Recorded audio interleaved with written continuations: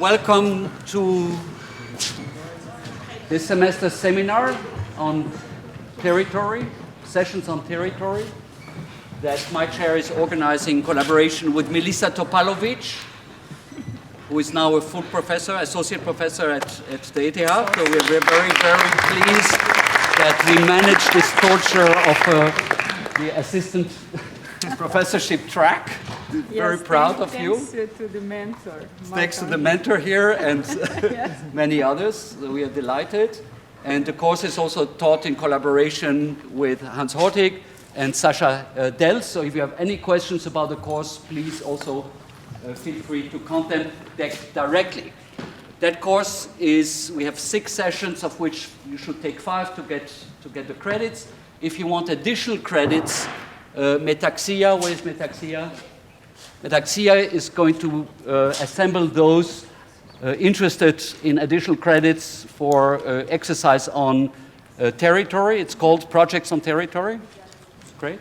After the lecture. So if you're interested, please stay here.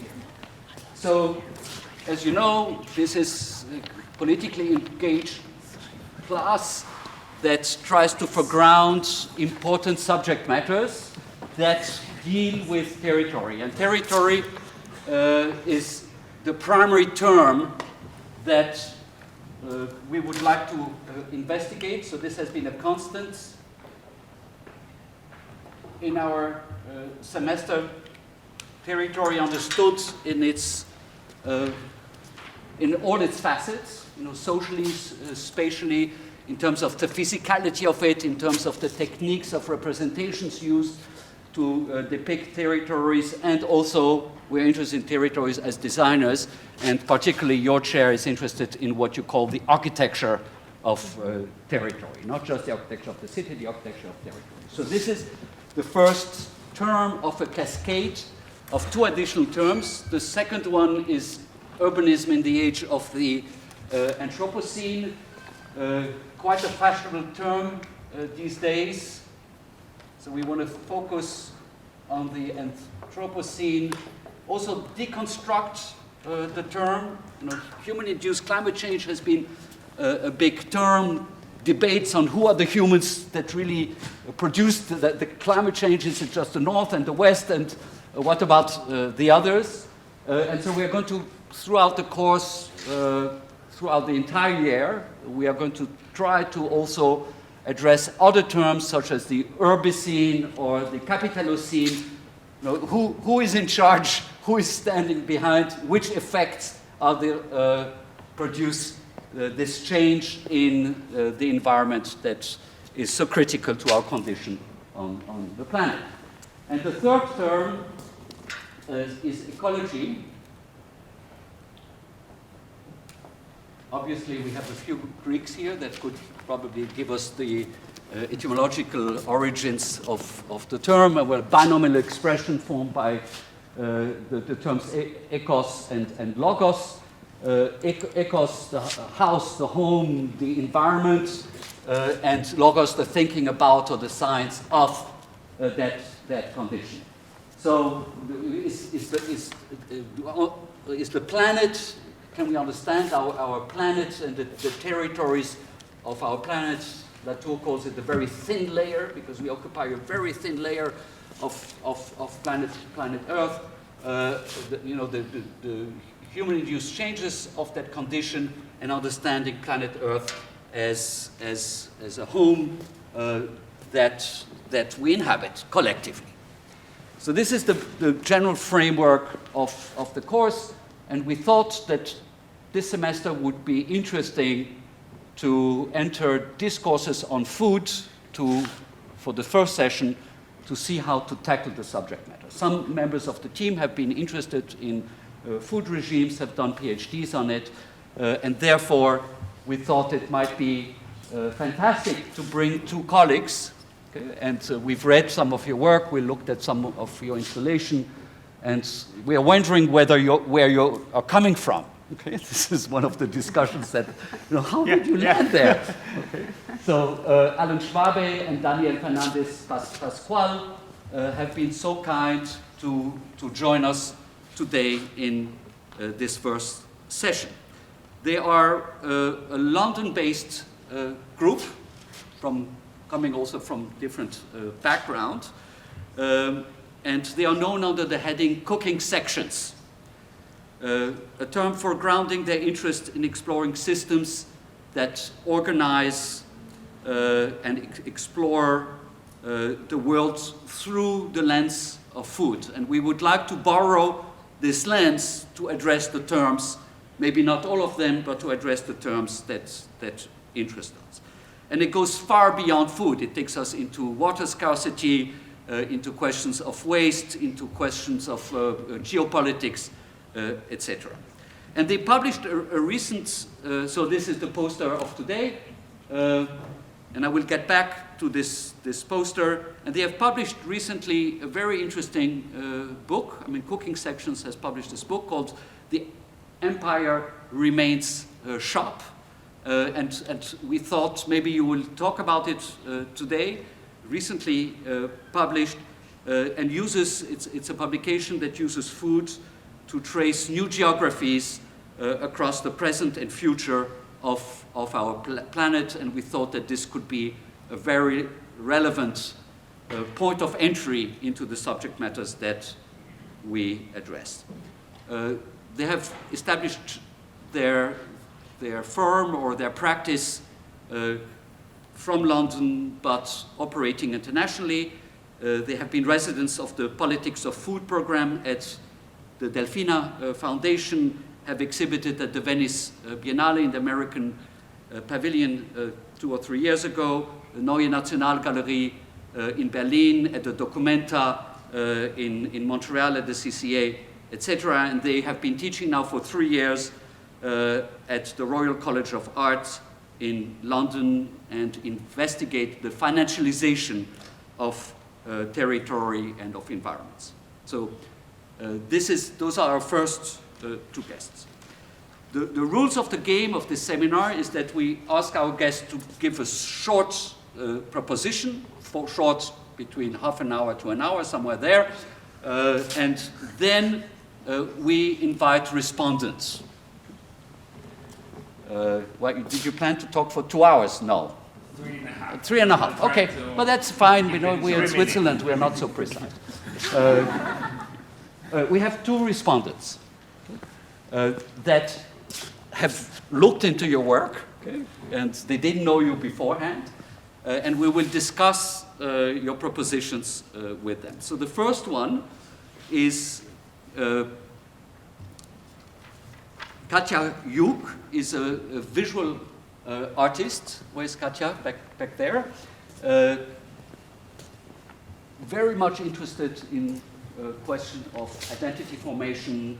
You are a photographer, but you're also a media artist. You're a visual artist in general, and you dig into subject matters that you try to record in installations, in publications, etc. And we stumbled on this cooking book, okay? Hermes cooking book that you probably don't know. So we thought this could be a good respondent for you. Okay, so this is the first protagonists that will appear on stage. And the second one is Jenny Rodenhouse. Jenny is just sitting next to Katja, just arrived from LA, so if she falls asleep, you know what happened. I tried to have breakfast with her this morning, and she was still sleeping at 8 o'clock, which I think is really great. So breakfast has to do with food, and I wanted to take you with Sarah to Sprügli, because we thought we need to prepare the best chocolate store in Zurich. I mean, some people debate about it, and we thought this could be a good beginning of the day before we meet cooking section. So you missed that opportunity. But we had plenty of chocolate. So Jenny teaches at the Pasadena Arts College, has been involved in trying to understand the digital interface is our new nature. Okay? So it's taking the concept of nature into the digital realm, has produced a number of videos also on urbanization that are extremely fascinating, and has collaborated with Sarah Graham, who is also here, on a 99 Cent Space exhibition in Berlin, where she teleported her ranch and a farm from California to Berlin. And you're here also because you're installing it for a show in Basel that is opening on Friday. So those are the two additional protagonists that we have added. So today, CLIMAVORE is your title. What is above is below, which reverses obviously this kind of top-down, bottom-up duality. And we are greatly looking forward to hear your proposition that will last 3.5 hours. So please welcome our guest. Good afternoon, everyone, and we're extremely pleased to be here. And it's a really great pleasure, and thank you for the invitation and all the many people that were involved in actually bringing us here today. And also for the great introduction. And I think for us, really what is very interesting, or kind of what we want to do today, is to use CLIMAVORE, a long-term research project, and as a proposition, as a point of departure for a discussion, but also when we're talking about territory and ecology, what is our role as architects if we want to presume this notion of architecture or of spatial practice? And really when we're talking about these terms as the Anthropocene or man-induced climatic events or man-induced environmental transformations, what are the practices that we need to establish, or what are the ways we have to start thinking about the environment and ecology? So what we are going to be focusing on is the idea of the built environment, but also the financially built environment, and what are the different interests or agents or stakeholders that are involved in all of that. How do I want to understand those power structures, and then how do we think of forms of intervention within that context, but also from multiple entry points. So today we're going to have it's almost like a look into different projects. We're going to elaborate more on the first one, and then we'll refer to other ones that fall under this idea of what is above is what is below, that we've been working a lot on it during this year, and then we can have a discussion also and expand some, if you want to, some of those topics. And I think really for us the question, or kind of we're really going to speak about these questions and notions through the projects and through critical or urgent matters or events that we are surrounded by, and not so much go into unpacking kind of how we practice. But this is maybe something that we could really do later on in the discussion.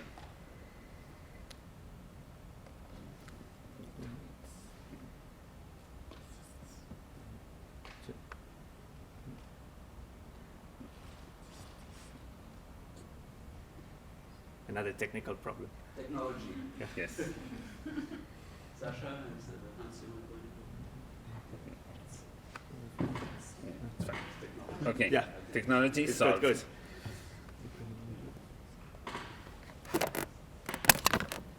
Okay. Yep. Very good. Yeah, Sasha. Yeah, all good. Let us also, you hear us well? This is good? Okay. Last row. Yeah. Very good. Okay. The waters of sky have been changing color. We know that seawater has no color, but different color reflections enter our eyes, and sometimes we see blue. Sometimes we see gray or black. Other times we see brown or green. Yet in recent years, seawater has been dominated by different hues and multiple pantons. You're looking at Pantone 1555U. Are looking at Pantone 1565U. Are looking at Pantone 1635U. Are looking at Pantone 1625U. Are looking at Pantone 1575U. Are looking at Pantone 487U. Are looking at Pantone 486U. Are looking at Pantone 1645U. Are looking at Pantone 157U. Are looking at Pantone 1655U. Are looking at Pantone 485U. In Sky, we heard about a house sparrow that had turned salmon. House sparrows can be found in most places where there are houses. As their name suggests, they are one of the most common birds on the planet, Female and young birds have brown, gray, or black feathers. while males sometimes have less dull bits around their neck. The sparrow we heard about in the sky had turned salmon. It was believed to have eaten one of the feed pellets from a salmon farm. Like a flamingo eating shrimps, the sparrow also turned salmon. Salmon today would be grey, but salmon can also be red or pink or even salmon. In the water, the success of salmon, Scottish salmon, as a branding relies on coloring salmon fish into one of 13 salmon planktons. Farmed salmon needs pinky fine pellets to substitute naturally available krill that is otherwise found in the water. 90% of Atlantic salmon swimming in the seas and shelled on supermarket aisles is a domesticated species. Since the 1970s, salmon slowly ceased being an animal to become a profit equation. Selective breeding processes create a fish which can grow much faster to market size than in regular conditions in the wild. Market salmon differs from wild salmon in the way that it is fed with fish or pork-based pellets, which are colored artificially with pigments that create that ideal salmon tone. It is marked with a black spot under its belly from vaccination. Its adipose fins are clipped, disabling it from ever swimming in the wild again. It is heavily dependent on antibiotics to fight diseases and parasites like lethal sea lice, resulting from swimming in circles in close proximity. Grown in cylindrical open net farms that contain about 1 million fish, market salmon is severely affecting both the body of the fish but also the seabed. Hundreds of kilos of salmon manure sink through the open nets. Their excrements are deposited at the bottom of the sea, suffocating the entire ecosystem underneath, creating dead zones. Invisible suspended particles float away and give the water supplementary colors. These open nets function like toxic toilets with open water sewage, which in a way is discharged onto the open seas by the tidal flow. One of the places we associate with salmon is Scotland, where wild salmon has been a food source for centuries. Since the 1980s, however, the appearances of multitude of salmon farms all over the country have been dramatically changing the water landscape. In 2016, a moratorium on fishing wild salmon was passed in Scotland, as their numbers are dramatically dropping. Fishermen have been blamed for its disappearance, while the environmental impact caused by this industrial aquaculture is not held accountable. On the Isle of Skye alone, 15 salmon farms are currently growing millions of fish per year. Recently, many of the salmon had to be sacrificed in Skye, as not even strong antibiotics could keep up with the sea lice under control in which high concentration of fish. Hundreds of thousands of fish have been exterminated in order not to threaten the entire industry. But still, that industry, which is in a way not acknowledging any connection between the lice infestations and the high concentration of animals per farm, that industry also is in a way claiming that the parasite is simply a natural phenomenon. Instead of sacrificing fish, the industry has begun to try to kill off the sea lice with chemicals. Lice are becoming resistant to those chemicals, so greater quantities have to be used. Together with more toxic components that are frequently found in pesticides, herbicides, and some nerve agents. Today, Scottish salmon does not entirely come from Scotland. Salmon hatching roe is part of an intricate transnational network of precious genes with eggs fertilized in different facilities and basically ready to be sent from farming site to farming site across the world. The Scottish Salmon Company has branded themselves as purveyors of authentically Scottish salmon. Despite being registered in Jersey, owned by a Swiss bank, with Ukrainian and Norwegian investors, floated in the Oslo Stock Exchange, and used imported Norwegian genetic material for their farmed salmon. Greek seafood Hjaltland sources salmon from the wild waters of Scotland, but what is wild is the waters and not necessarily the fish. It is no surprise that Marks and Spencer's salmon brand name is Loch Muir. Indeed, a Scottish wilderness sounding name, but Loch Muir is a place that does not exist on the map. Aldi promotes best of Scotland salmon with an image of a fishing boat when it actually is farmed in Norway and in the Faroe Islands. Morrison's promotes Catch of the Day salmon, which is sourced from farms in Norway, and Scottish quality salmon, which is farmed in Norway to only be smoked in Scotland. The desire for consumption of Scottish landscapes is in a way rendered through fish matter. 5 out of 6 of the salmon conglomerates operating in the Isle of Skye depend on Norwegian-owned capital, but consist of corporations that were legally obliged to monitor the salmon quality in Norway. Despite disguising their operations through branches in different countries, the 11 largest salmon farming corporations in the world have still their headquarters in Norway.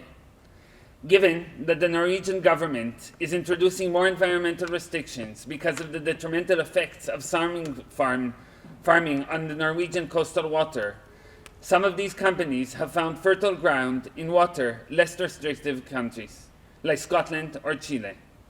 Marine Harvest, the largest salmon corporations in the world, is also operating in Skye's seas.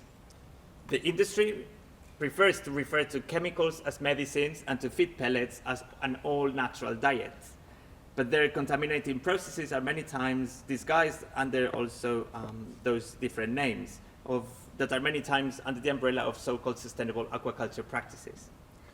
Scottish salmon has become a brand that needs to be critically rethought, not only from an environmental and ecological perspective, but also questioning what the Scottish and salmon means in that equation. Farmed salmon is the result of a fish becoming a product of biocapital and biomass. It is a fish that is bred to be hungry, and its job is basically to put on weight.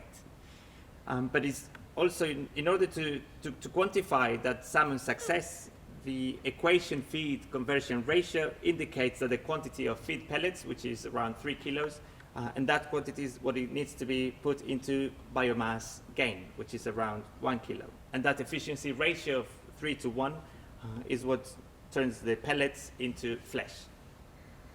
The new feed pellet factory that has been built in Skye is meant to provide 55 jobs, undoubtedly an important and significant amount for a small island community.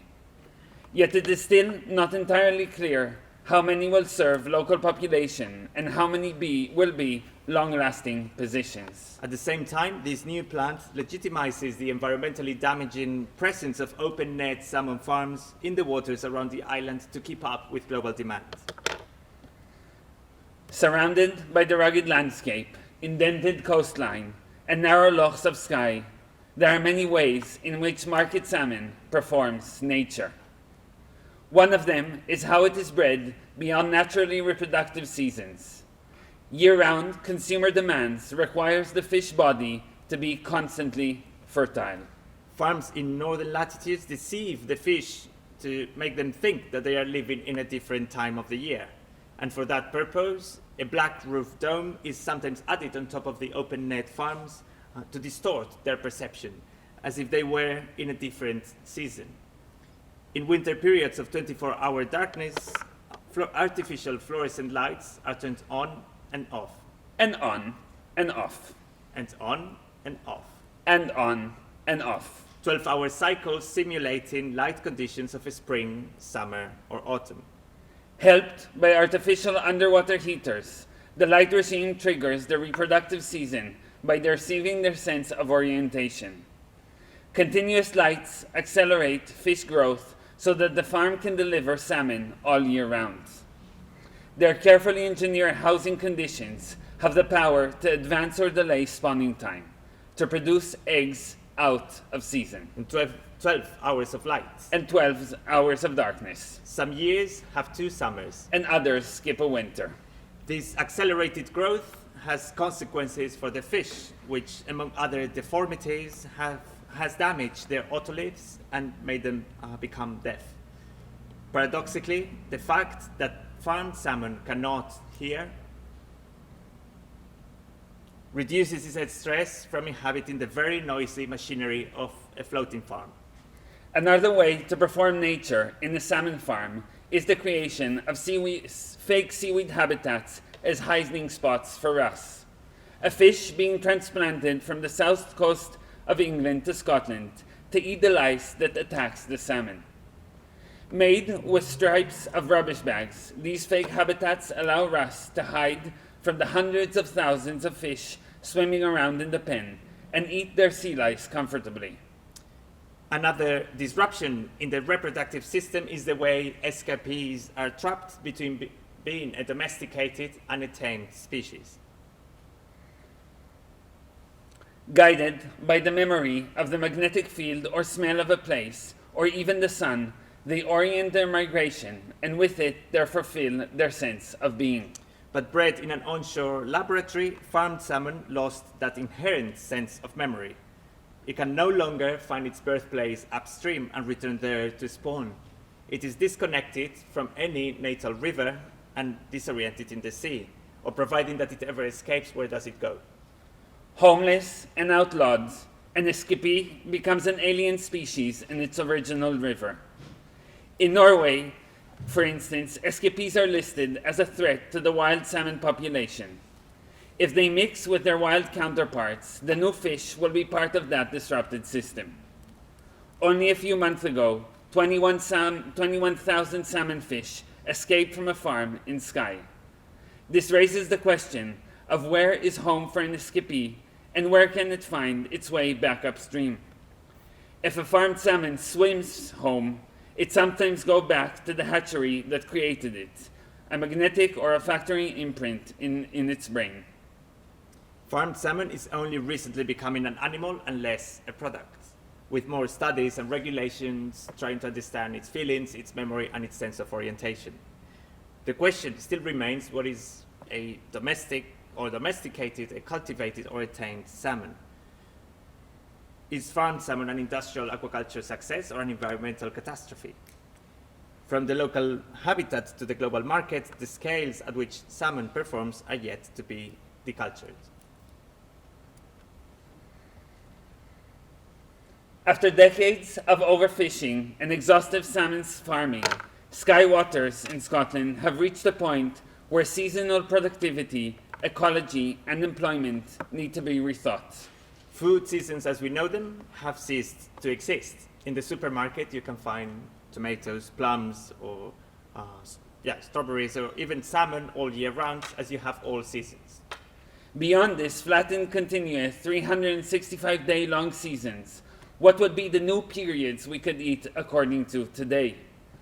If humans have been changing the environment, how can we also change our food systems to adapt to them and build other forms of landscapes? CLIMAVORE explores how to eat as climate changes, a form of devouring that follows the consequences of anthropogenic landscapes affected by intensive forms of material extraction. Different from carnivore, omnivore, locavore, vegetarian, or vegan.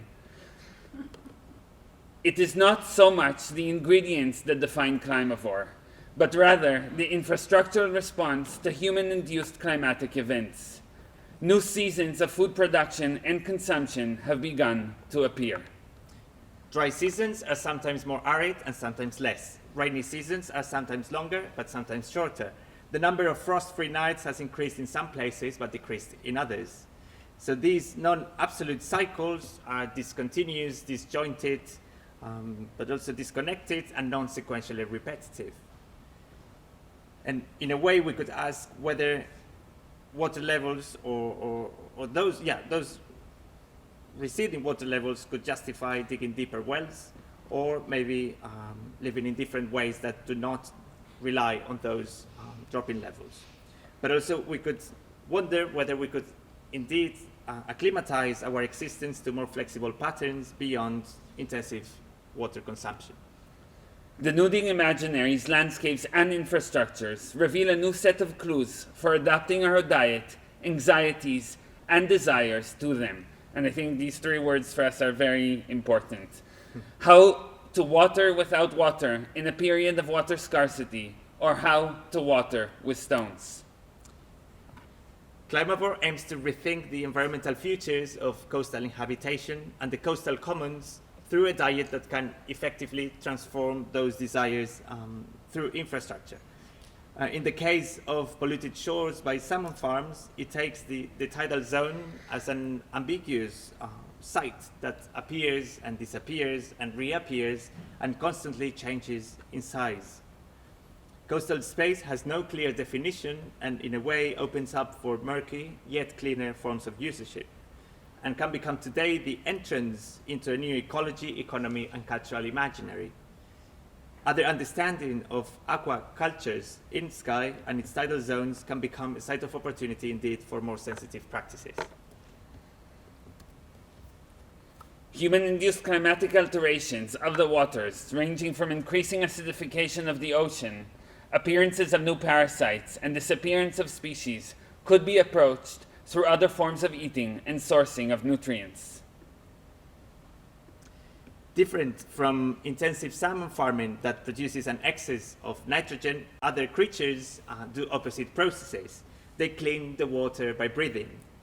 And so do other filter feeder bivalves like clams, scallops, razor clams, barnacles, and many others, but also seaweeds like kelp, sea lettuce, or dulse.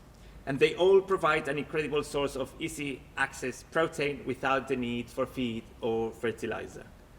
Despite having lost connection today to some of these ingredients, they were abundant and used by both humans and animals. There are archaeological remains of prehistoric sheep in Scotland with marks in their teeth that indicate a kelp-based diet.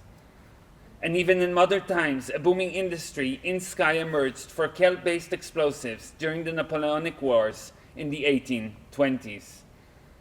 Kelp was used to improve poor soils for millennia, poor, in commas. In places like Jersey in the Channel Islands, the use of seaweed collected from the ocean as fertilizer had been a common practice, with laws explicitly regulating the rights and also the optimal seasons for its gathering. Certain varieties, like kelp or bladderwrack, had abounded quantities of minerals that once laid on the fields would slowly be released and accelerate the growth of vegetables and tubers. Crofters have used the tidal zone not only for fish traps, where all sorts of fish would be caught by the low tide, but also to forage dulse and eat it raw or boiled in soup. Over centuries, food sourcing from the tidal zone enabled social structures where women were the strength of fishing economies. From sorting oysters on the beach, lifting the catch back to the village, and carrying their husbands to shore.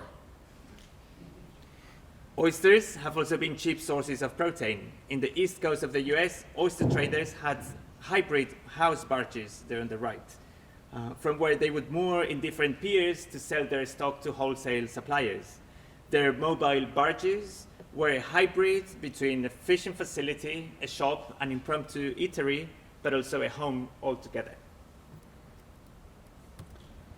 After sourcing oysters from naturally occurring beds, it was later discovered that they could also be grown and basically farmed as in oyster tables.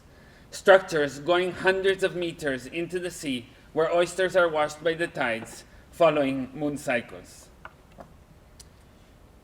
In Skye, our oyster table functions like a dining table and opens a discussion around other aquacultures that could happen. Every day, at high tide, the structure allows its 1,000 oysters to breathe while each one filters up to 120 liters of seawater per day. At low tide, it emerges above the sea and functions as a dining table where we placed some humans.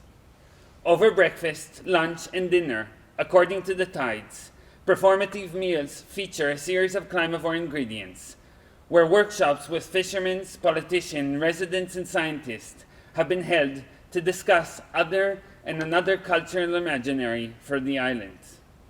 Guests enjoyed bloody oyster cocktails, crunchy shingles, or lasagna for sure, amongst many other CLIMAVORE delights. Aiming to divest away from salmon farming and develop alternative aquacultures, a network of restaurants was also established. Each replaced a farmed salmon with a CLIMAVORE dish. And we had a food truck, a local bakery, a hotel, a pie shop, a bar, and even a Michelin star restaurant, which were serving CLIMAVORE dal soup or cocoa kelp CLIMAVORE ice cream or CLIMAVORE kelp whiskey or twice dyed CLIMAVORE scallops or CLIMAVORE rope-grown mussel nibbles. The ongoing project is expanding into a new permanent installation, the CLIMAVORE Station, in the old ice house of Portree, to secure traineeships and placements for local teenagers from the professional cooking school. Through that, and through pedagogical and professional development, the future cooks of the island can start to introduce a new coastal imaginary. The tidal zone is a space of opportunity for discussing spatial constructions of the ocean and its shores, to rethink coastal policy and facilitate small-scale independent initiatives. The CLIMAVORE Station will also provide legal advice and consultancy on how to open your own oyster farm, as well as supporting claims to reject planning applications that are constantly trying to expand those salmon farms in the area. And all of these while serving delicious CLIMAVORE dishes. Slowly, people coming up the sky would ask for sky kelp, sky dulse, sky oysters, or sky mussels, ingredients that regenerate the coast by breathing. In this era of increasingly evident man-induced climatic events, on the tidal zone, we can determine what we eat as climate is changing. And this is basically kind of how, in a very specific case of the island of Skye, we have been kind of thinking of the tidal zone as a space of opportunity, and how the tidal zone is a fact that it's a liminal zone, and a zone that is constantly shifting between land and sea can open up a lot of opportunities to rethink our relationship with ecology and the environment. Now, another iteration of CLIMAVORE, which deals with different seasons as we understand them. So, in the first case was more related to polluted shores, but also we could consider seasons of drought, or seasons of acidification of the ocean, or seasons of flash floods, etc. In this particular case, we were looking at the Dead Sea and the receding shores. So, as you can see in the image, you can quite clearly appreciate how it has been dropping the sea level by 1 meter a year for the past decades.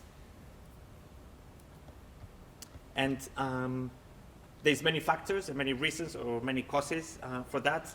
Here what you can see is a fertilizer plant that has been extracting fertilizers from there for decades, since the times of the British mandate in Palestine.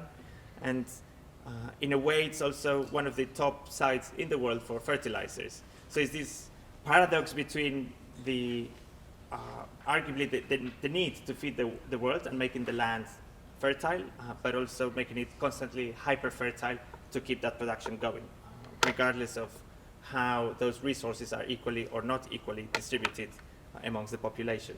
So we were trying to understand how do you construct, or how people or different structures construct scarcity, also to perpetuate need for growth in a way.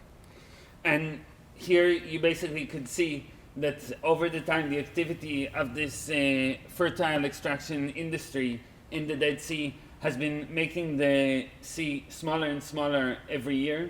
And basically you can see how until 2011, and this is increasing from year by year, the sea is basically splitting in half. The south side and the south side is completely, has been transformed into tailing ponds where salt is being dried out, and then the different minerals like potassium are being extracted out of it. And this is really causing this receding of the shores is causing places, for instance, the beaches, where constantly huts had to be, like lifeguard huts had to be every 5 years had to be moved a few meters closer and closer to the shore, until in the past 5 years they started building lifeguard huts on wheels, right? So they can just like constantly pushing them closer and closer to the water. Now, the main factors for this dropping of the sea level are, on the one hand, the different dams that have been built along the Jordan River Valley in Syria, Lebanon, Israel, but also there are other factors, not just the fertilizers, like the way in which the Israeli authorities is stealing water from the Palestinian aquifers underground to irrigate date palm plantations along the valley that are preventing that water also to arrive. And then is the whole question about the branding, but also these geopolitical tensions are not only above ground with the borders, are also like being fought through the available water resources underground. And the main phenomena that emerged out of this thing is a geological phenomena called sinkholes. And basically for the past 30 years there have been more than 6,000 sinkholes that have been appearing all across the shoreline of the Dead Sea. These sinkholes can range from 1 meter in diameter to 2 kilometers, and could be from like a half a meter in depth to 25 meters. And what is very peculiar how that basically happens is that when fresh water, with the receding shores, when fresh water comes down from the mountain into the Dead Sea, they dissolve these sea deposited undergrounds, and basically the weight of the earth cannot sustain itself and it collapses under these cavities. And this has been completely reorganizing the whole topography of the Dead Sea and all of the villages and around it. So what we did with the 6,000 sinkholes in that case, or this iteration of CLIMAVORE, was to, as a first step, to map them out from different geological surveys and that were already existing, but to put them together into a sort of coastline. And we built these suspended dining surfaces of 25 surfaces where CLIMAVORE dinners were staged. And because they are suspended, they move, and they're on purpose not very comfortable because you are sitting in front of something that is moving. You need to negotiate where to sit, who is your neighbor, or you might have a hole in front of your dinner all the time and you don't have enough space to put your plate. And on these tables, we basically served a series of CLIMAVORE dinners where different seasons, as we were mentioning before, were discussed and different scenarios were brought to the table. So seasons like a drought season or a season of polluted ocean, and how could we think of food as a form of infrastructure to really intervene in that situations. And basically that, while negotiating with your partners to the table to make sure that your plate is not falling into a sinkhole. One of well, there are many stories about the different dishes and what was served in those dinners, but one of the ingredients that for us was very interesting and that it made us think a lot about those movements of like creatures, or humans and non-humans through the water, was the lionfish. And lionfish is a tropical fish that appeared in the Caribbean a few decades ago. It's from the Indian Ocean, but it was brought there. The theory is someone, because it eats any other fish smaller than him. So people that would have it as a pet in their aquariums in Florida would suddenly discover that the fish had eaten all the rest of fish, and it's believed that it was thrown into the Keys in Florida, and from there reproduced very quickly and took over the Caribbean. Now what is been happening is that it reproduced very quickly, but also it started eating all other kinds of fish. And we were doing research in the Cayman Islands. People in the government were mentioning how they realized that actually it was really more than an ecological problem for them. It was that it became an economic problem because the whole diving industry was not interested in seeing only one kind of fish. So before there were like hundreds and thousands of different species. So from there they decided that they had to do something, and it's not easy to keep the balance of the fish. And they started creating these tournaments to fish lionfish with a spear, because you cannot fish it in any other way. And also to start collaborating with restaurants on the island to serve it. And from there, it was this notion of inventing a national dish for a short period of time to rebalance the ecology of the place. But it's a national dish that, for us, what is interesting is a national dish with an expiration date, or cultural heritage with an expiration date, meaning that you might have that tradition for a limited amount of time until you invent another way to deal with the environment that surrounds you. Or in another case where just the environment rebalances itself, right? And other kind of a fish today that doesn't have any predators in the Caribbean Sea would basically sharks or other bigger fish, then it would learn that they can actually eat it and not just look at it as a kind of strange species in the water. Which is also in the context of or some of the research we've been doing in different contexts with indigenous understandings of dealing with your surroundings is more about, it's not about managing nature as such, because nature can take care of itself. What we need to start doing is to manage people, which is the kind of the main issue. From there, we kind of, another iteration of the project was looking at basically the movement of deserts and how deserts have been constructed as a kind of as a problem, and a problem that emerges after World War II, where basically Europe mostly needs a way to intervene into Africa. And that's after centuries where basically the desert has been inhabited in a very nomadic and dynamic way. People in the desert started to be settled. And the moment kind of they couldn't move anymore together with the desert, you had to start thinking of different practices of aid and basically how to bring kind of the more kind of domestic and kind of Western global North infrastructures into the desert. And is this also still ongoing? How to understand that construction of deserts as also a way to create economic dependency between imbalanced sides of the story. But in this particular case, we're looking at the way in which drought is also happening in different degrees in those places. And as part of that transient character of those areas in between the desert and the subtropical zone. These are patterns, vegetation patterns, that show how plants organize themselves collectively to save water from the underground.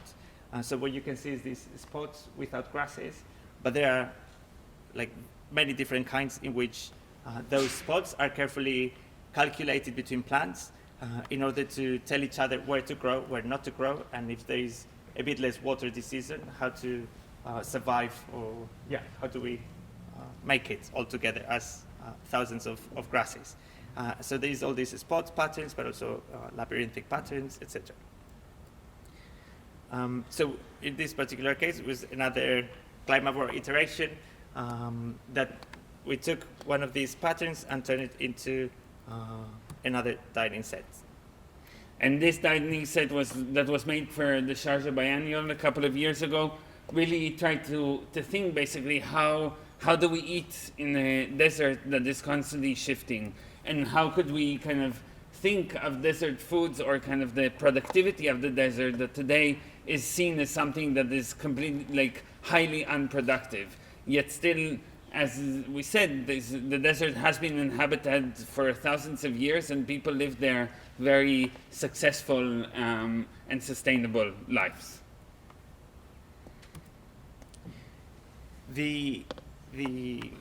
Another iteration of water scarcity in a very different context is one of the last projects we've done in Palermo for Manifesta.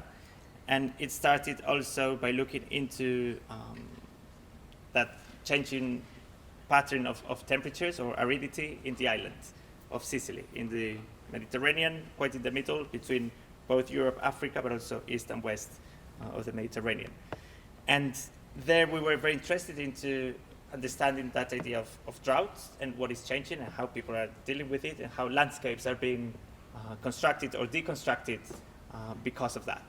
And it's important to understand and remember that Sicily, for hundreds and hundreds of years, has been an arid place, yet it also has been a very productive space, as we are thinking, like from an agricultural perspective.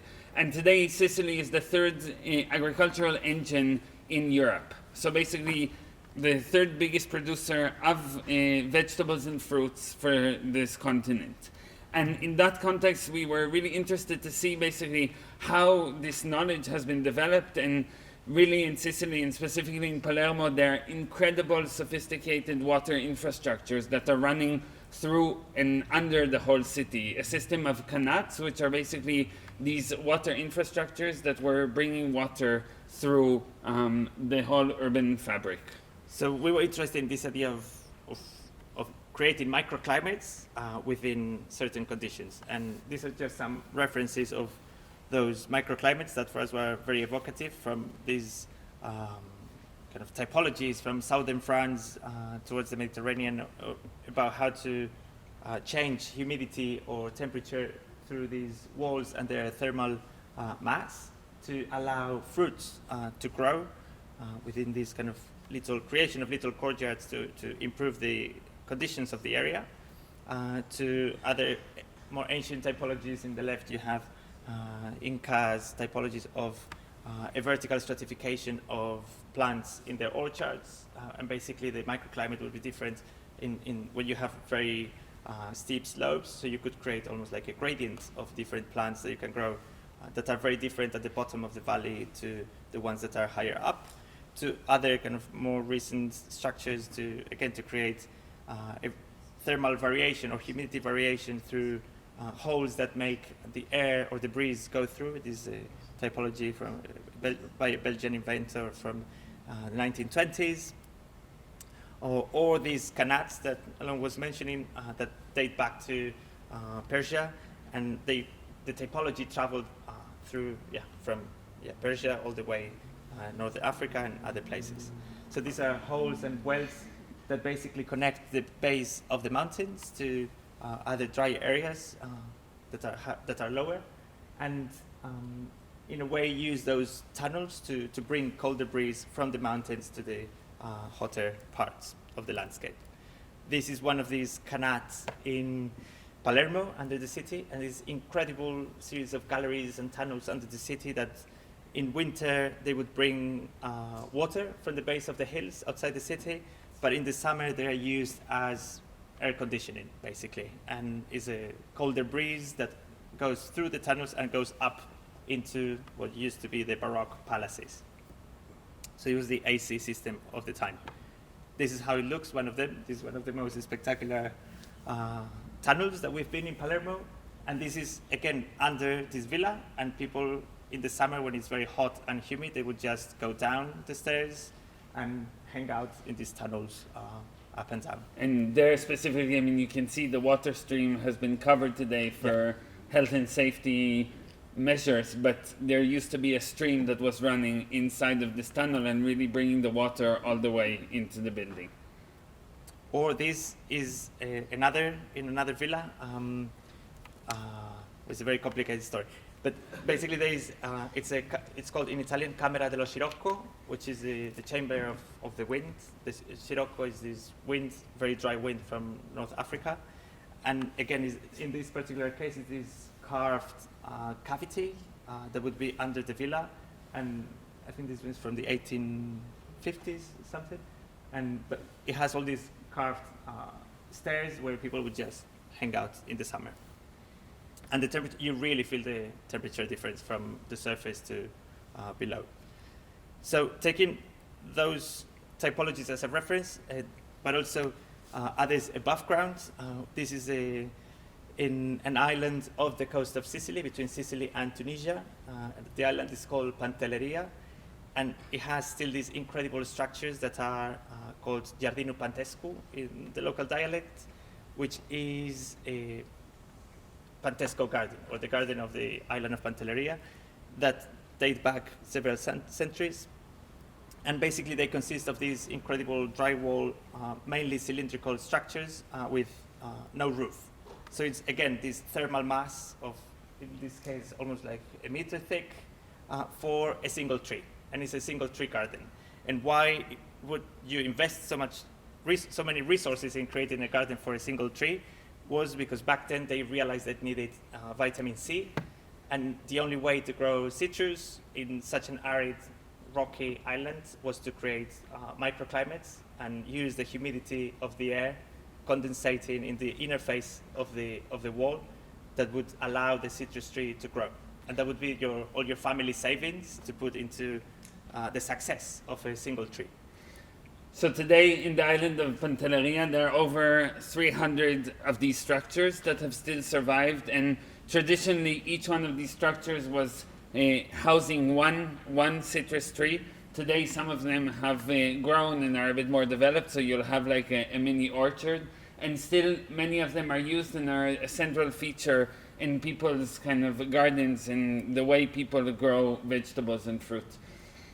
And what for us was really interesting was this notion, especially kind of in the time, as we were mentioned, when there's so much intensive agriculture happening across Sicily and Palermo, that has really, on the one hand, allowed for very strong and violent regimes to emerge, like the Mafia. So the Mafia in Sicily emerged in the late 19th century, and the way that happened was around the drought. And basically, the drought allowed kind of an organized crime to start controlling the water of the island, and through that basically starting to exercise its power. And for us that was, and until today, that's happening in other forms of labor abuse, of especially like women from Eastern European countries that are brought in now to Sicily as cheap labor force, and of course are being taken advantage of. And for us, what was interesting in this project is to basically question how one can emancipate itself from water, both as a way to kind of how do we deal with a season or a period of aridity, but at the same time how kind of this emancipation of water could be also an emancipation from different political regimes. Well, here you see one of these canats outside, and again it's because a very organic city, you have all kinds of constructions being kind of added to on top of the different walls. But what's interesting here that you can see the two systems, the kind of ancient system of the canats and these tiny galleries going through the city, but also all these water tanks that are informal ways of bypassing the city's infrastructure, and in many cases imply taking water from existing networks. So what we, as a response to that context about like how could we imagine to water without water or water with the stones, we produced a series of installations, more or less three in a way, that are scattered around the city and in a way create these microclimates. That was kind of the first step. This is the first one that is using these traditional catuzzi, which are these pipes that were traditionally are made in terracotta and are used both to like horizontally for water, but also vertically for drain pipes, as you can see in the image, and since Roman times, and to use that to produce that microclimate. This is on top of the Camera dello Scirocco that we showed before, outside of it, and it was built around this mandarin tree with these repurposed pipes that were lying there in the garden of that abandoned villa that used to be owned by one of the mafiosi in Palermo, but was expropriated and now is being used and opened as a place for the common good. The second installation was looking basically at agricultural nets and how agricultural nets could generate a microclimate as well. And again, working with a series of existing trees in the Giardino del Giusti, which is a site basically where used to be a house that was destroyed and then kind of as it was in old days, was transformed into a garden. Also here, there's a series of orange trees, and working around these orange trees, we build this microclimate. And in all of these installations, basically what we are kind of questioning is how the trees perform, or kind of what we put for a performance during the Manifesta Biennial is the trees, and a series of monitoring devices are monitoring the inside environment and the outside environment and are comparing the two. So that we did in collaboration with agronomists from the University of Palermo to develop those kind of sensors in a simple way and monitor that performance throughout the duration of Manifesta to understand light conditions, humidity conditions, and how or whether these structures improve those or not at all. We don't know. But we are kind of monitoring that, and we'll see at the end. And the third one, it was, again, like following the typology of the Giardino Pantesco, but using very, like one of the most cheap available materials, construction materials there, which is this brick, alveolar brick, again, to allow the breeze in different way and see whether the thermal mass of these wall could also improve the microclimate inside. So in this case was 5 orange trees as well, where people can sit there or walk through.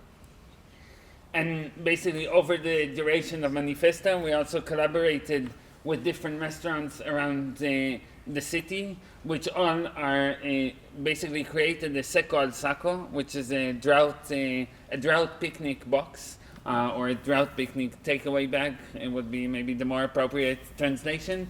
And the seco al saco basically asked the different restaurants to make a series of dishes that use drought-resistant ingredients. And in Sicily, there's a long tradition of a development of various very specific breeds to the place, different kinds of wheat, the specific kind of tomato, different kinds of nuts like almonds, pistachios that have been developing over time without water. And for us, it was very interesting to see basically how these could be brought back also to the forefront, and how could we work also on the economic side of it, or kind of on the cultural imaginary of the place, to basically make these ingredients more available or kind of bring them back to the forefront of people's desires and imaginations.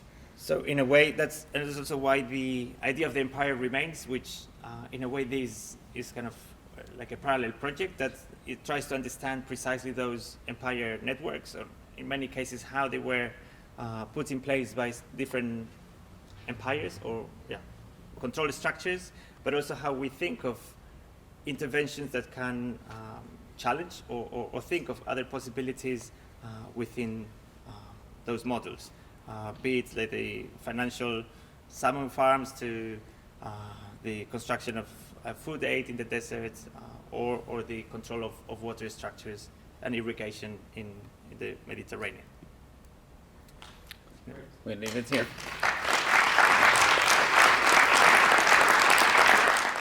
You can all talk now. Danielle and Alan, thank you very much for this amazing presentation. Greatly enjoyed it. And now we have a barrage of 4. Of complaints. So we have doubled the number of respondents. So this is Sarah Graham, my partner that you met, and Melissa Topalovic, who is also running this course. It was very interesting that you used the word nature once. Mm-hmm. I was very surprised. I was just writing down they never used the word nature, and then you said it. So we might get back to this. So why don't we start with Katja? Your first response. Well, voice. So we need voice. Yeah. Yeah. I try my best. Yeah. I come from I would say, very different point. So I come from a personal and let's say, one human with the inner world and with the feelings and the food I'm having every day. And I build somehow with this the atmospheres. Mm-hmm. So what I get now, I have not the opposite, of course, but it's something which comes together with my world. So it's kind of, if this is the inner world, this would be kind of an outer world I see and start to connect with different kind of points, and there are so many.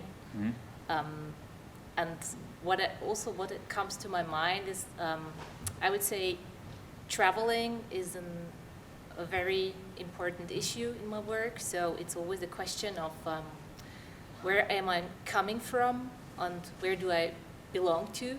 It's always this question, and here I can see it's also this question from like the migrants and who is again coming where from and going where to, and what does it actually mean, or what does it there's something new which is building or which is happening out of that. So this is kind of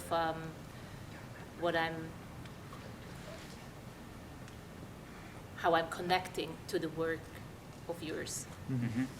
But when, if I understand your work Yeah. correctly, you're very much interested in the construction of identity. Yes. And you said you start with the individual, Yes. but ultimately your work is a discourse about the construction of identity of a collective. Also, of course. Yes. I mean, it's just to say I start with myself, of course. Yes. And then I go and see what do I actually see in the world, and who is my mirror. Yes. But that's the construction of a culture Exactly. that you are very much interested in pursuing exactly. in your work. Yes. And you see parallels to the construction of, let's say, a certain, let's say, a dish that has been associated with Scotland in your first exercise, that then has transformed into an industry that has become global and appropriated also by other cultures. Okay? But what is now interesting is in your last part of the presentation is that you're interested in the transformation of culture and the construction of new identities, interesting enough based on historical examples. Do you go also this trajectory, or do you stay as an observant? I mean, the question, I'm interested in the question of design. Do you begin to design new cultures or not? I think I'm always very much with like performative ways. So I try to get in the situation and to act and also react. So interactions is something an experiment where I go into it, and so maybe I can find a situation which transforms, and then I try to design something also, but it doesn't have to be like that. Yes. So I'm very open to see what's going to happen. So I don't have something in mind which I'm following, and I don't try to get a result, a special result of something. Just I try to follow the way, and then to open like the questions and also the directions to get as much not feedback, but Well, you're responsive. trying to change the perception of a certain culture Yeah. through your work. Yeah. Yeah. So I'm interested in this change, because change is key to what you are arguing as well. And I would like to know in which direction, Katja, are you trying to change something Well, through your work? well, I mean, if I say it like very simple, Yes, very simple. every stereotype I meet in culture, so it's always something to try to break that. Yes. And to go into like as many details as possible, and to get them out and to find a new story. So it's always about telling stories, new stories, to collect them, and then to get a different kind of history. So there are so many different histories coming together. But I'm not happy yet. So now let me insist. Yeah, can I try one? Yes, Sarah. How might you respond to what you watched today? In terms of Louder. How would you question, address, or challenge, or review what you saw? Because the point here is to have a dialogue. Don't say there's nothing to react to. There's plenty. Okay, well, maybe we help. Huh? Yeah? No, because sorry. I have a thought. I mean, I have a Yeah. thought that I think what is very interesting, and also to tie it maybe back to to an ecological question. I think one of the challenges, or kind of one of the things that we are fascinated about, kind of this idea of the inside and the outside, right? And kind of what is our place of, like, from where do we operate today? And of course, one of the things that the kind of, one could argue that the Anthropocene kind of challenges us with is that there's no more outside, right? We cannot say that inside. We cannot kind of take a step back and say like, and look, and I think it's a very important kind of question also for like an architectural practice, right? If you can kind of take a step back and kind of look at the scenery and say like, how do I intervene in this, right? Like, what is my role in the situation?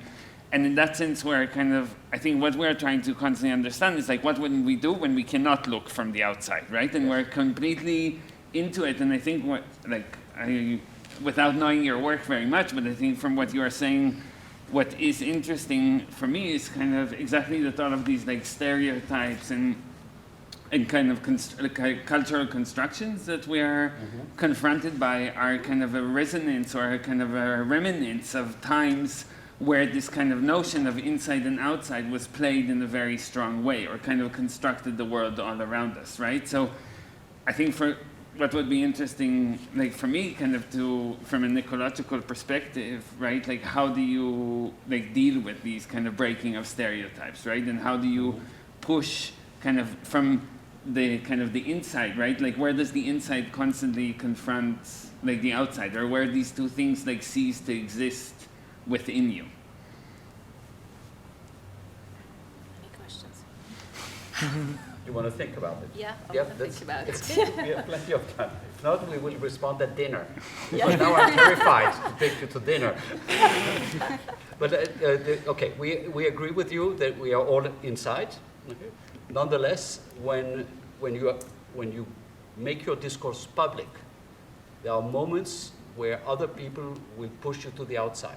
Okay? Because we say, no, you know, you're these bizarre, guys from England, okay? You do not belong inside, okay? Because you're then kind of declared as the opposition. Yeah. No. So how do you deal with that? Well, I think it's And then we'll go to Jenny, and then we come back to... Well, I think it's a very good question, and also it might tie back in, which is the question of the body, the human body. Yeah. So, because the way we're telling some of these stories today was, in that sense, like looking at, but not using our own body as present, which might relate more to your work, maybe what's the presence of the body.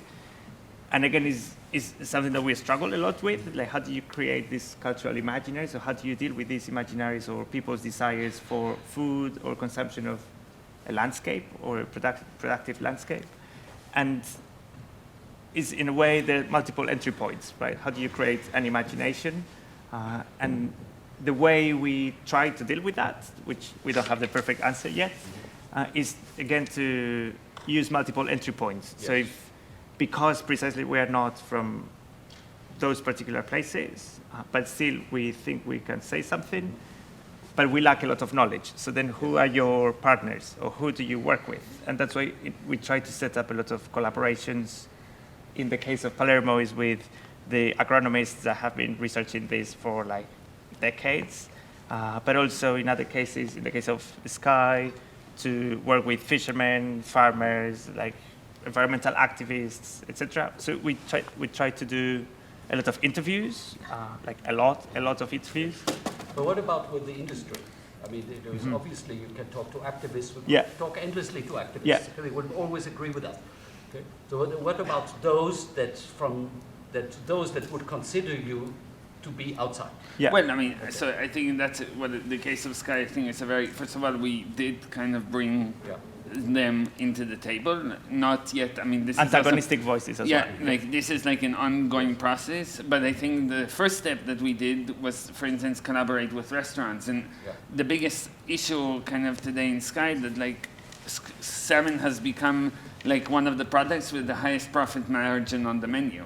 So like for a restaurant to remove salmon off their menu is a huge loss, right? And this is kind of where we are coming into a restaurant and saying like, hey guys, we have this like amazing project, like come, like let's do something together, like remove salmon off your menu. And yeah, but how is that going to be replaced, right? And this is for us, like this is the moment kind of that all of these political and ecological questions start to unravel. And I think also on like a very practical level and kind of on forms of practice, because I think it's like, how do you practice these things is a very important question. We always, I think one of the things we do is like always collaborate with local institutions. So I think for us the thing is like you don't, like, how do you start a conversation within existing structures? And it's not like kind of coming out to a place and seeing it as a clean slate, right? And like, how am I going to work now? No, there's like a million people that are working on these questions. How can I use perhaps also my room or my role as an outsider to kind of push the conversation like even further? Which is what happened in that workshop. We showed an image of this workshop on the table, like with people with rubber boots, and it was quite a strange moment. But because we were from the outside, you could say, and there was this strange object there, and people had to wear rubber boots to cross the water to sit there. It was this like a non-conventional situation for people to sit together that would otherwise never do, from politicians to fishermen to. But you created the collectivity by forcing them to cross the waters, exactly, put boots on, etc. All right, Jenny, your response. I like that we're on that topic of, because it was brought up also, you brought up of change. Yes.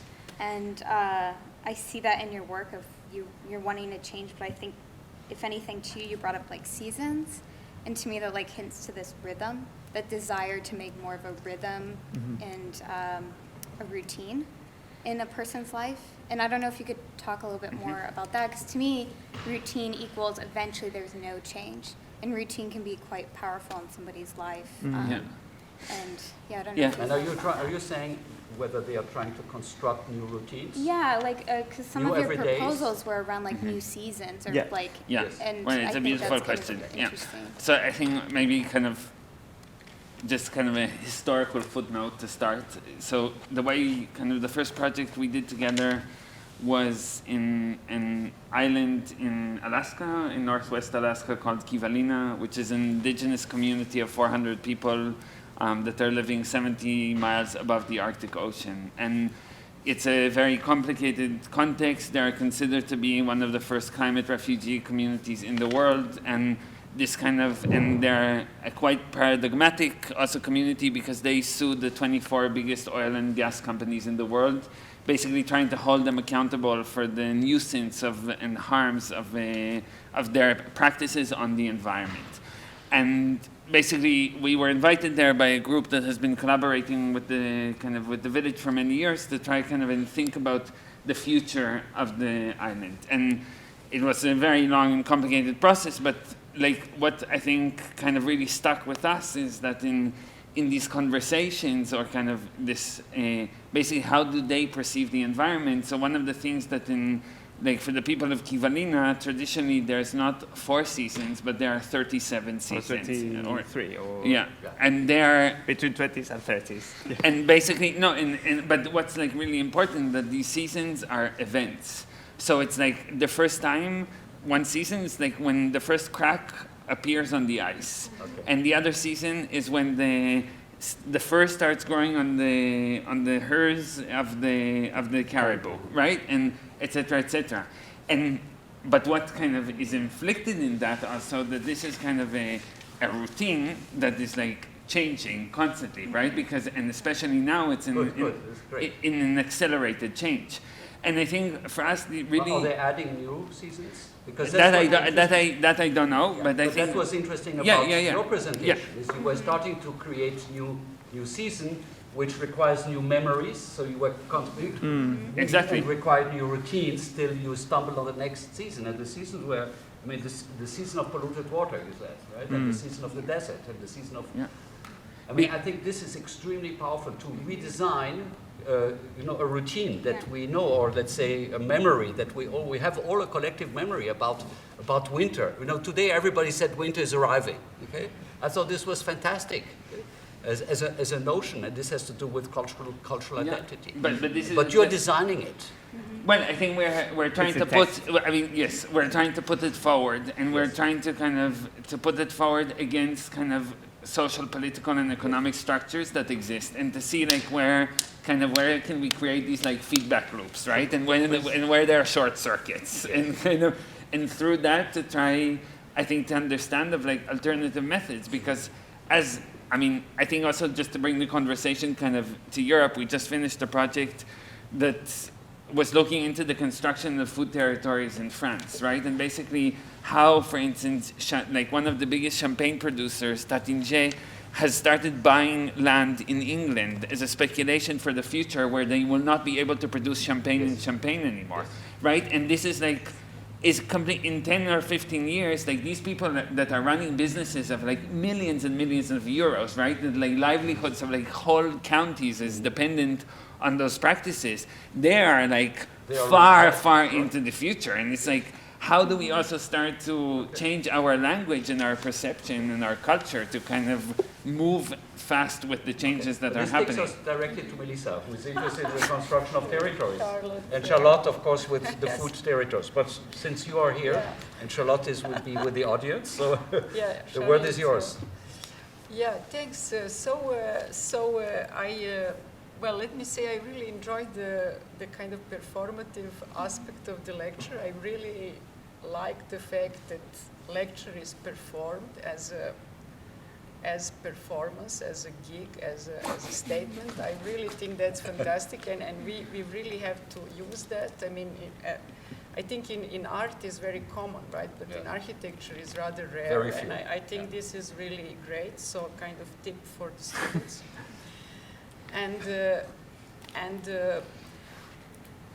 Of course, they're very interesting. You're suggesting that a change of method of how they should present the project. Absolutely. And then, but go to Princeton. I mean, go to Princeton. You're confronted with one performance after the other, and they don't talk about architecture. Think about presentation as your part of your work. As your rhetoric, right? Yes. So there is not only rhetoric of plans and sections. I mean, there are many types, many ways to communicate, you know, with everything that you do, you know, what you say, what you show, what you wear, etc., no? So I really like the kind of orchestration of the kind of methods and you know, forms of communication. So. So I want to go back to this article that was the first, I think it was called Offsetted, right? So it has to do with the offsetting of basically, it's about carbon emissions, right? And it's about how carbon emissions are traded, how the market is set up, and how the let's say, trees in urban environment are becoming a part of a very bizarre economy of carbon emissions. So we have something called environmental services. So every tree is put at a certain price. And then you showed, I don't know how many millions of trees there are in Manhattan, right? Yes. Or a wider state, New York, and how they meticulously counted every tree, and they put a price on every tree, and they have a catalog, etc., and how this is, of course, a very bizarre kind of appreciation of, you know, human relationship to nature on the one hand, and how this turns into a kind of a, let's say, a financial instrument. And so let's say my question is perhaps more abstract, right? Because in a way it has to do with how you regard the role of I would say, you know, governance at large, because we see the origination of such complex instruments under some type of, you know, governing climate, right? I mean, we for instance, the mainstream in UK right now, you know, there are all kind of complex bodies that are precisely busy installing this kind of opportunities to you know, to perform, let's say, environmental services in various locations.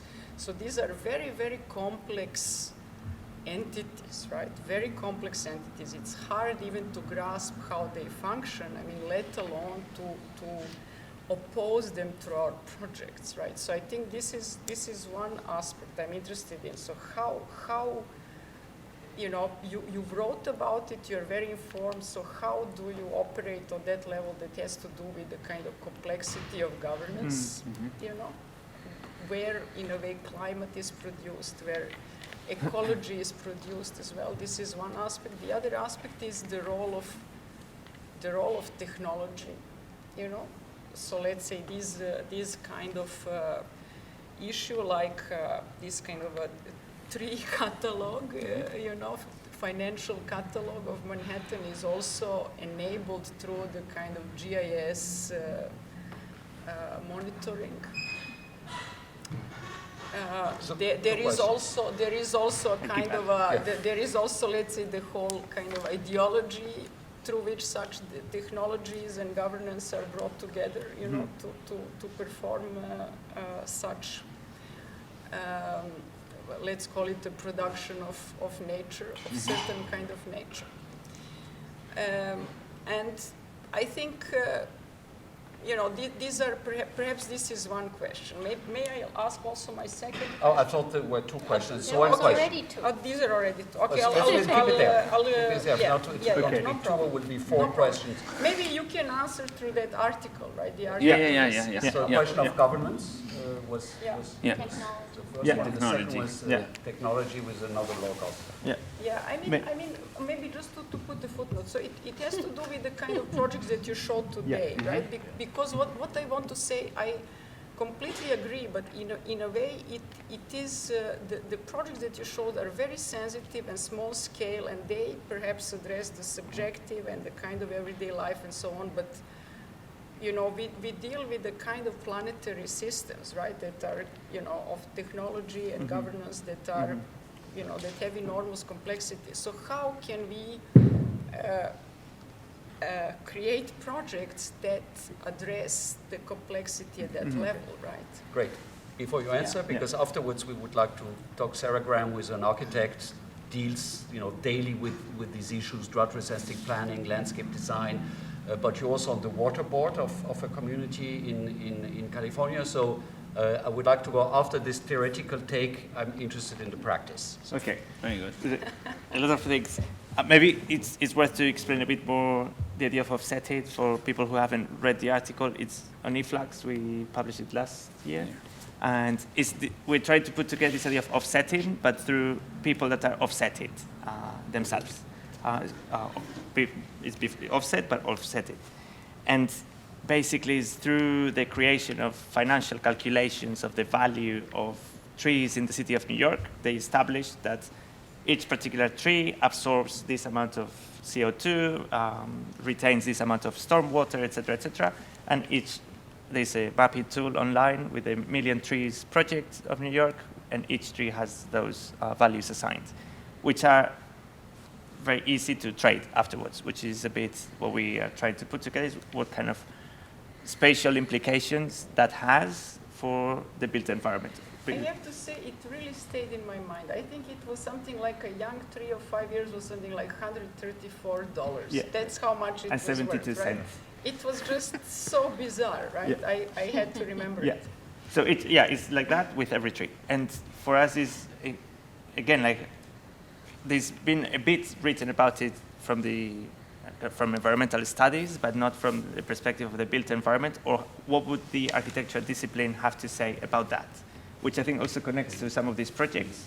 How do we start building, or that's our kind of struggle, how do you start building a field that talks about the construction of space? And that's also why we might not use the word nature in many cases, because we see that as constructed or modified.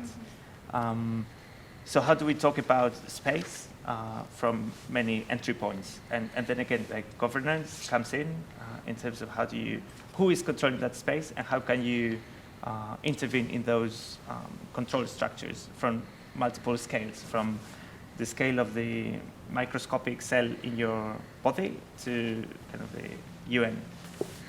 And I think in that sense, I think in the case of offsetted, but I think it runs through all of our project, there's very kind of big notions around, or questions around environmentality and around environmental racism, right? And basically how the environment is used as a tool, or kind of the questions around pollution are always inflicted on the disenfranchised population, right? It's nothing, and this has to, I think for us it's very important that it's being talked as a form of racism, right? Because it's exactly as you kind of today, if we're talking about kind of the impossibility to separate oneself from the inside and outside, from nature, culture, and all of these questions, this is like exactly how people are discriminating according to like their origin, right, or color. Okay, They're also being kind Constructed, huh? of It's a construction. yeah, it's a construction, and I think this is exactly kind of to pull it also to the other question with technology. So then the question is like the modes of governance, and all of these processes kind of. What are the modes of governance that are inflicting this violence on population, and how can we start kind of to think of shifting that? And yes, I think the question of kind of planetary scale is like, it's extremely important, but I think we are now kind of, our background is not in technology, first of all, and then second of all, I think, and this is the important thing, is like also how can you create kind of paradigmatic cases in a way that could start kind of inflicting or kind of being as kind of creating waves, right? And kind of from a very specific case, kind of growing outwards. I don't think it's anything kind of groundbreaking, right? And I don't think it's kind of nothing that no one has ever tried to do before, but I think they're very specific, like each community, and it brings back to the question you brought at the beginning, right? It's like each of these communities and each of these spaces have very, very specific conditions. And I think part of these kind of planetary problems that we are dealing with is like also having the capability to give very, very specific kind of responses to very, very specific situations. Because a drought, I'm going to throw it into California now, right? The drought in California operates very, very differently in the San Joaquin Valley or in San Jose or in like LA, yes. Right? And it has like tremendous, and how this kind of politics of the state kind of operates through water is very, very vast. And it's kind of, we have to be careful, I think, or we try to be careful from also flattening kind of the planet into one drought, one thing. And another comment on technology also, that's because we don't know a lot about technology, but we're interested in how sometimes technology plays a role for decision making. Our seminar next year would be on technology. Yeah. That's the plan. All right, Sarah Grant, from practice, your vantage point. You're the practitioner here. Well, but I want to have questions to them because it's fascinating. And the issue I would like to look at is that of scale. Yeah. And that your work is excellent at critique and looking at specifics and all the things you've done, and with humor somehow. And the question I have for you is where you might want to take it. Mm-hmm. Because on one hand, you could continue spending your lives and all of our lives together critiquing these issues around the world, okay? And you're really good at it. Do you want to keep doing that? Or, for example, with your restaurant example, do you want to propose solutions, etc., but at what scale? Mm-hmm. So I understand that with specificity, one has to, of the locality, so it's your desire. You have to work small, and at the same time, is there any way to take this, or any desire to take this, so that your impact is big beyond the critique? Yeah. So I think this is just a thing that recurs in all our seminars, is a question of upscaling. Okay, because the critique is fantastic, understood, then you make design propositions, you have also students that do design propositions, you do installations, and then the question is, how much impact can you have, okay, and where's it going? I mean, if you could dream, 300%. Maybe Yes. I ask my question, how does a CLIMAVORE eat in the middle of London? Yeah, exactly. Yeah. All right. Okay. So Make a city with 23 million. Okay. We can start with the ambition, and it's also Yes. something that. Let's go for the ambition, Yeah, then we go and then for we go back. questions. And I think it's that we joke a lot about sometimes, is like, what if when you buy a flight, you could choose like vegetarian, halal, or CLIMAVORE in the menu options? CLIMAVORE is a possibility, Yeah. so it's not just fish Exactly. and chicken, it's CLIMAVORE. Yeah, but then how do you build up towards that, right? Because like, how do you start intervening at a planetary scale? We don't have the capacity or resources to do that, but how do you start creating almost these experiments in different places that start accumulating, creating that kind of change of perception. And in that sense, for instance, in the Isle of Skye, which is still ongoing, we've been working on it for more than almost 3 years, which started, or we thought of it as phases, right? That you can start with a little installation underwater, but then the conversations continue. And what we are working on there also as a long-term strategy is to build a permanent installation that we call the CLIMAVORE station. And then how would that function not just for a short period of time, but is there ongoing with permanent staff operating at multiple levels. So on the one hand, resisting salmon farms, but also giving advice for people to expand and build alternative economies in terms of seaweed farms or other types of aquaculture that are not so damaging. And then slowly keep upscaling. So in that sense, we see the site as something that has a very long duration or different temporalities, let's say, but also how to, our struggle and ambition is how you keep that going. There is not something that is a one-off event, but something that is there. No, I mean, it's very interesting because the specificity of the local condition is key to what you want to do. At the same time, Sarah says, however, we have a planetary condition, and what is the specificity of that planetary condition? Because you cannot go only to say there is only one drought. Okay? That's what you said. There is not one drought. Of course. There are many different droughts. So how can you, move from the specific to also the generic of the planet? And even in between, it becomes very complicated because in the salmon condition, and you were then proposing oysters, well, I just left a place where the environmentalists closed down an oyster farm because they thought that they were polluting too much. Yeah. So, and it wasn't that big. Yeah. So. And you're on a water board in California, and you have all the farmers against you, okay? Because they want water.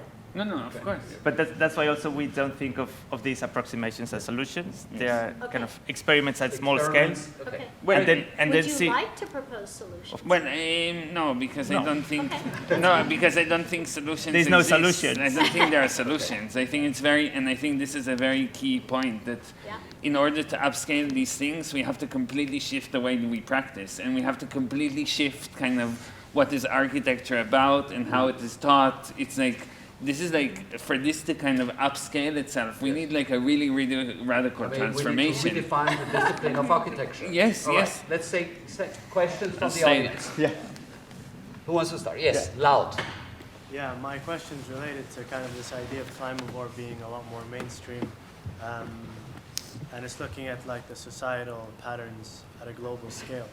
The first example I'd say from your presentation is the lionfish and how it traveled to another place, and that's kind of a negative example, but a positive example might be like a banana tree or some other plant that goes to another geographical location with a similar climate.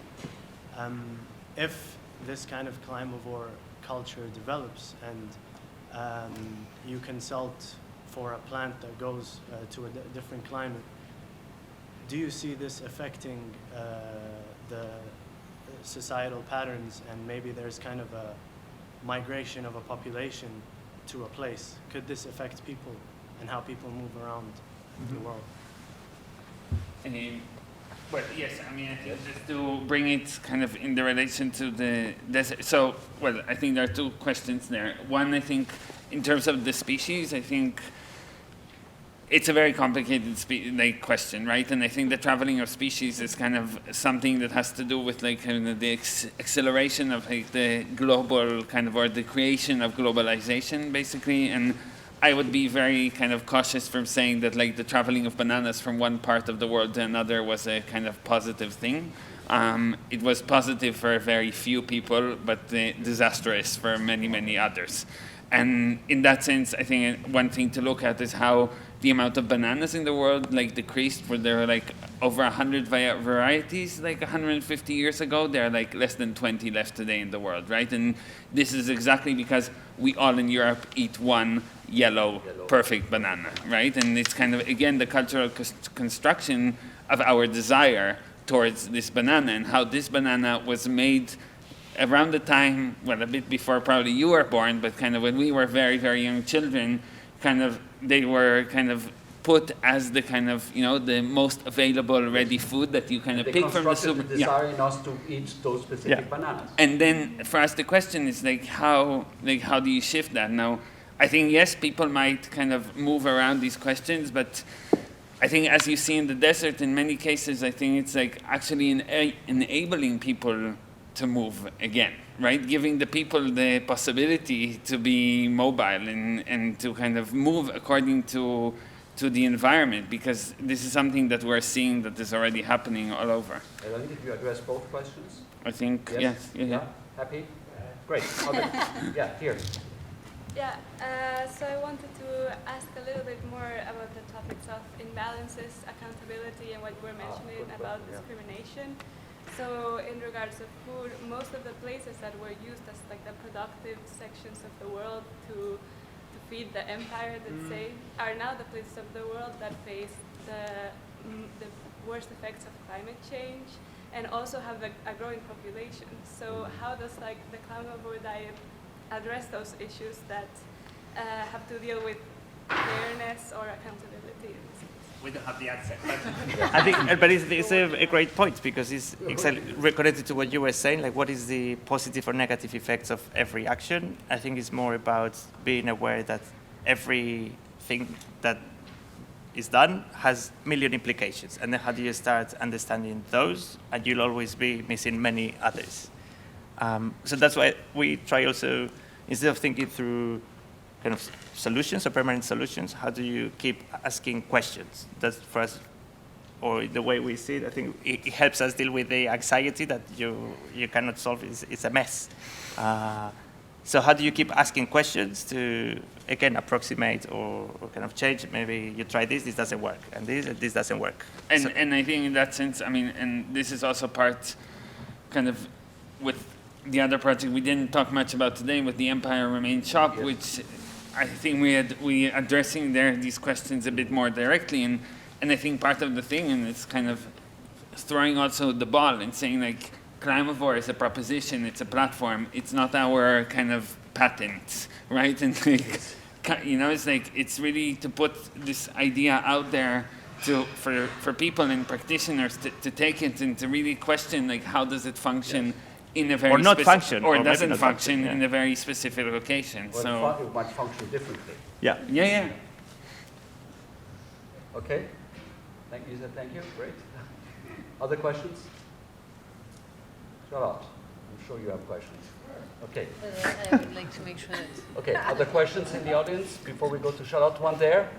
Yes. One very general question, maybe, and I'm not sure if I got the. I really like your question about if you have the desire to design solutions because I think there's a general tendency of really excellent research and really excellent description of all the problems we have in our world today. And I'm not sure if I understood the answer correctly, why you don't have the desire to have that solution, or to if that's right. That's a very good question. Yeah. I was also surprised when you said no solution. And I just want to maybe too fast there. I just want to ask on that, and maybe in your special case, maybe you can answer that once more, a bit more in detail, and maybe why do you have the same feeling that counts for many people working on that field, and why do you think that could be like this? Well, I would say that like it's a great question. It's a great question. I think maybe it's a lot to do with kind of questions also of semantics and of language, but I think one of the promised kind of solutions are seen as very definitive things, and I think one of the things that if we are kind of starting to really kind of harness strongly this idea that everything is changing around us, and there's no certainty anymore, right? And we're living. I think especially our generation is living also in a very precarious condition, that everything is also changing around us all the time. Is solutions exactly what we are also after, right? And I think it's like, and then you can question, like, maybe it's like transformation, maybe it's change. Let's call it not solution. Let's say a proposition that you make. Mm-hmm. Okay. When you work with your students, at the end of the semester, they have to present something. And you do not want kind of standard solutions as understood within the discipline of architecture. You know, this is that for that. Nonetheless, you know, you look at typologies. So what kind of end of semester products do you expect from them?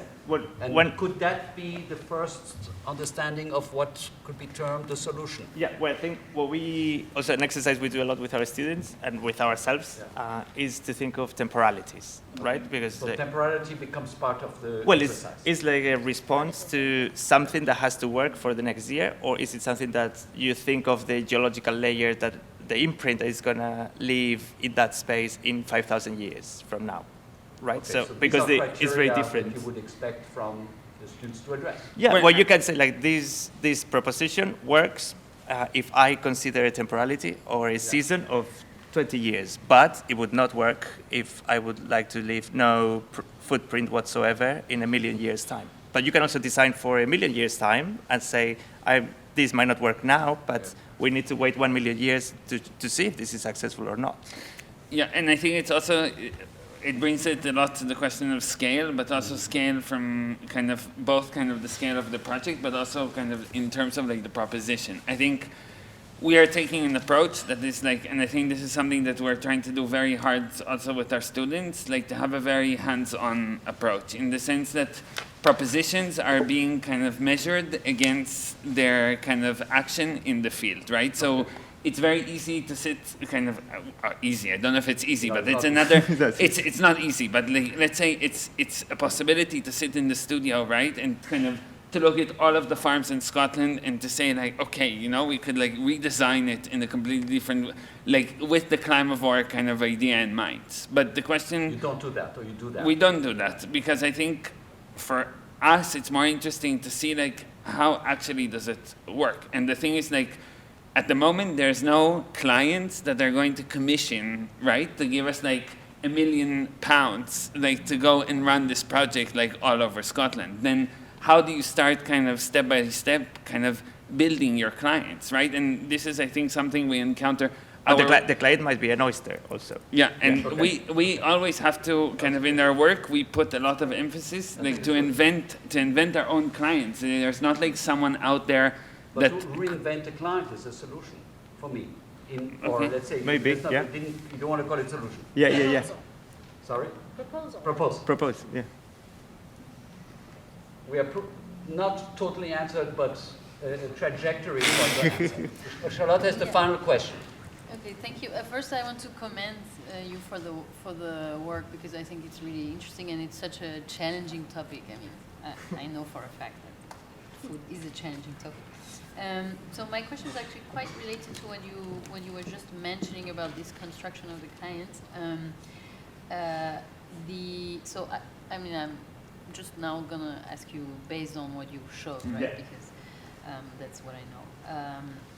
So actually, the word mostly feeds on rice, wheat, maize, and soya. Basically, those are the four.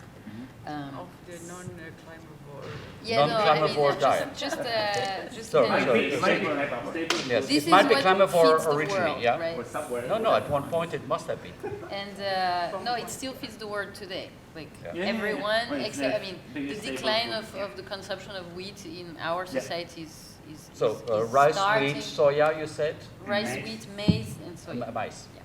And what you showed now, I mean, I'm not saying it's anecdotal because it's kind of prevalent in our environment, but salmon is not something that everyone consumes in the world, right? So my question is then related to how you actually choose your meal, if I may made a bad pun, but when you were saying you choose your client, like how do you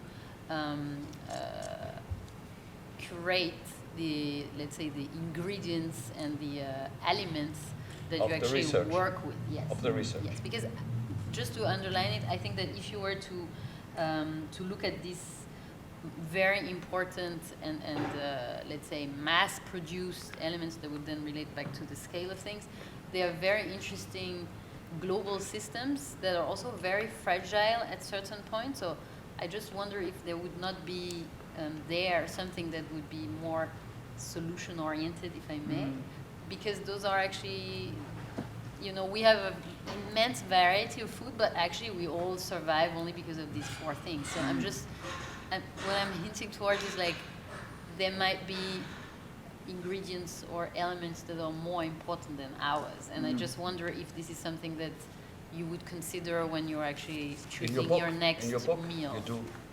Your book, no? I think when you talk of the empire, because there are empires behind the grain, the rice, the soya industry. Well, it's a very good question. I think it's also the way in which we start projects, and I think we try to identify things that help us think about space. So maybe we are not, because we are not going to solve what people eat in their everyday life, but maybe we can say something about a story behind a certain plant or a certain ingredient that records change and works as evidence for certain parameters that can either raise awareness about something that is happening in terms of toxicity or damage, but also maybe challenge that. So it's not that we can solve everyone's diet, but maybe certain ingredients help us think about how the mountain is changing. Or for instance, in the last project in France, we started with champagne, which is something very elitist, but that helped us think about colonialism in Algeria, right? But I just wanted to say, if the 3 of you could spend a couple of hours together, it might be enough that Charlotte could tickle you with enough stories about these 4 foods. No, but I know. That there's But you are plenty for you to be working with. I think Because that becomes a scale issue at another level. But I think it's something we write a lot. We wrote in our book a lot. In our book about. I think for me, what again the question is there is like, why are these 4 ingredients the fundamental ingredients that we're all kind of living on? And this is, for me, this is the question, not like how to tackle those, because this is kind of capitalism in many ways starts with the fact that people start accumulating grain, right? And this is kind of, in that sense, this is kind of the moment you can store grain, right? You can create surplus. And this is kind of, there's the whole beautiful kind of one of the... Let's call it the grain empire. Right. No, but many empires. Many empires, but and I think which is what in James Scott in The Art of Not Being Governed, right? Is the distance like that you have to travel and feed your oxen to go and collect taxes. That's kind of the threshold of sovereignty, because beyond that distance, it's more expensive to feed your oxen than the tribute you collect. And I think some of these things would maybe look very esoteric in a way, but I think the fact that they're many times they are like perishable, they cannot kind of feed like large populations, but still in very specific places, like in Scotland, they played huge roles for people that were kind of crofters, that were disenfranchised, that didn't have any land, that could not grow grain, that could not grow potatoes. I think this is these are also forms, for us, these are forms of empowerment. Now, of course, like this could be... Well, today is very different. And also. today is very different, of course, but and of course this could be totally also questions through kind of rice and soy and maize, etc. It's like, it's completely there, but I think it's like just kind of how these, all of these things in a way flow together, and I think then at the end of the day, it's also where do we have an opportunity to operate, right? And it's kind of, we need a starting point, kind of a place to enter into the conversation. Super. So, in 2 weeks, Charlotte is going to present an aspect of her work on Monday at 4 o'clock. So please join us, and we are greatly looking forward to have you on stage. Thanks a lot.